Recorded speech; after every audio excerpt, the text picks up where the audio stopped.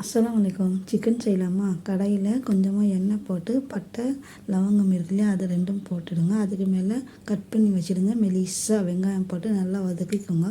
அதுக்கு மேலே உப்பு, இஞ்சி பூண்டு பேஸ்ட்டு ரெண்டும் போட்டு நல்லா மிக்ஸ் பண்ணிவிட்டு அதுக்கு மேலே ஒரு பாதி பச்சை மிளகாய், ஒரு 3 தக்காளி கட் பண்ணி வச்சுடுங்க.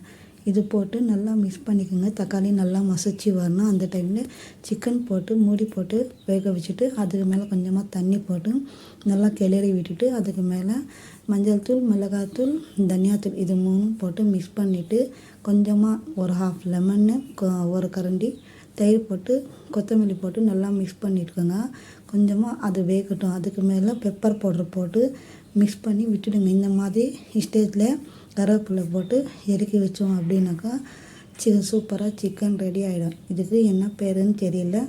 நான் இந்த மாதிரி செஞ்சு சாப்பிட்டோம். சூப்பராக இருந்துச்சு. ட்ரை பண்ணி பாருங்கள்.